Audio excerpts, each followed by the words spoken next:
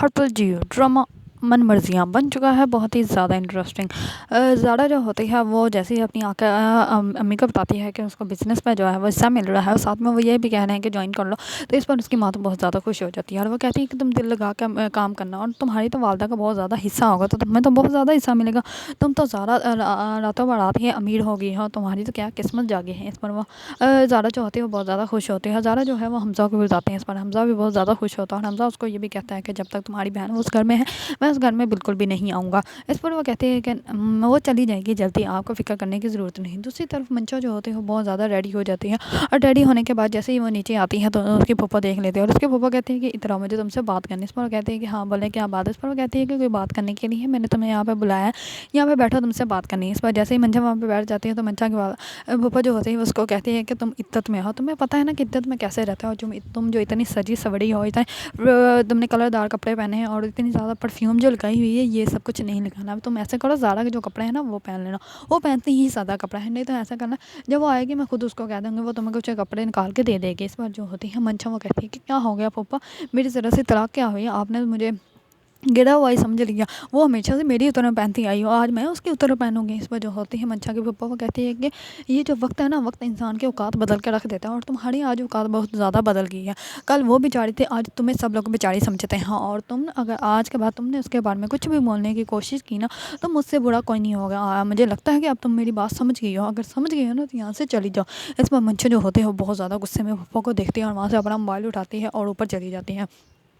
دوسری طرف زارا جو ہوتی ہے وہ کر رہی ہوتی ہے حمزہ کے ساتھ کال پہ بات ہے، جیسے ہی وہ کال پہ بات کر رہی ہوتی ہے تو یہ سب کچھ باتیں جو ہوتی ہیں وہ منشا سن لیتی ہے۔ حمزہ جو ہوتا ہے اس کو کہتا ہے کہ جب تک وہ اس گھر میں ہے میں بالکل بھی نہیں ہوں گا، اس گھر سے اس کو جلدی سے نکالا، اور وہ تمہاری وجہ سے وہیں سے گھر میں بیٹھی ہوئی ہے، ورنہ میں تو اس کو ایک منٹ بھی برداشت نہ کروں، مجھے اس عورت سے نفرت ہے۔ اس پر زارا جو ہوتے ہیں وہ کہتی ہے کہ وہ عدت میں ہے، میں کیسے اس کو وہاں سے نکال سکتی ہوں، اور ابھی تک ابا کو اور تائی جان کو بھی اس کے بارے میں پتہ نہیں ہے، جیسے ان کو پتہ چل جائے گا پھر میں خود ان کو سمجھا دوں گی، اور منشا جو ہے وہ اپنے گھر واپس چلی جائے گی۔ اس پر جو ہوتا ہے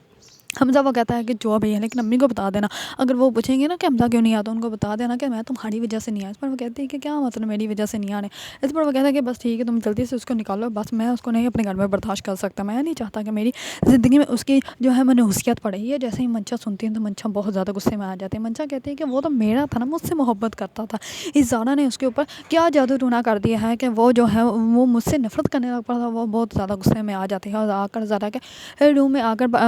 حمزہ کے جو پرفیومز ہوتے ہیں وہ توڑنا سٹارٹ کر دیتے ہیں۔ اس پر زارا بھاگی ہوئی آتی ہے، اور وہ کہتی ہے کہ کیا ہوا ہے تمہیں، کیوں کر رہی ہو یہ سب کچھ۔ اس پر وہ کہتے ہیں کہ وہ مجھ سے غصہ آ گیا تھا۔ اس پر وہ کہتی ہے کہ تمہیں غصہ آ گیا تو تم حمزہ کی چیزوں پہ غصہ نکالو گے۔ اس پر وہ کہتے ہیں کہ ہاں بس پتہ نہیں چل، مجھے کیا پتا تھا کہ یہ حمزہ کی چیزیں ہیں۔ اس پر وہ کہتے ہیں کہ اچھا یہ لو، یہ ڈریس میں نے دینا تو نہیں تھا لیکن پاپا نے کہا، امی نے کہا ہے تو اب مجھے دینا ہی پڑے گا، یہ ڈریس تم پہن لو۔ اس پر جو ہوتی ہے زارا وہ ڈریس پہن لیتی ہے، منشا جو ہوتی ہے وہ زارا کا اترا ہوا ڈریس پہن لیتی ہے۔ دوسری طرف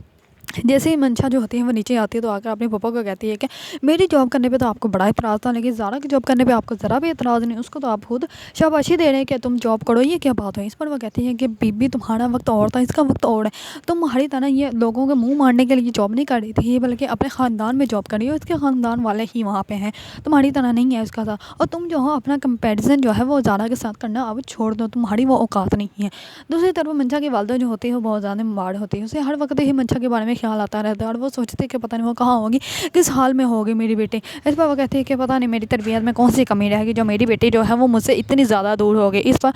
جو ہوتا ہے منشا کا والد وہ کہتا ہے کہ تم اپنا خیال رکھو، وہ بھی ٹھیک ہوگی، پتہ نہیں کیا ہو گیا ہے تمہیں، تم اپنا پتہ نہیں کیوں نہیں خیال رکھتے۔ اس پر اس کی والدہ جو ہوتی ہیں وہ سونے کی کوشش تو کرتی ہے لیکن انہیں نیند ہی نہیں آتی، لیکن انہیں یہ پتہ ہی نہیں ہے کہ ان کی اپنی بیٹی جو ہے وہ دوسری طرف جو ہے بہت ہی زیادہ عیاشی میں زندگی گزار رہی ہے، اور بلکہ دوسروں کی زندگی جو ہے وہ تباہ و برباد کرنے پہ تلی ہوئی ہے۔ اگر آپ لوگوں کو ڈرامہ من مرضیاں پسند ہے اور اس کے بارے میں نہیں اپڈیٹ جاننا چاہتے ہیں تو میرے چینل کو لائک، کمنٹ اور سبسکرائب کرنا مت بھولیے گا۔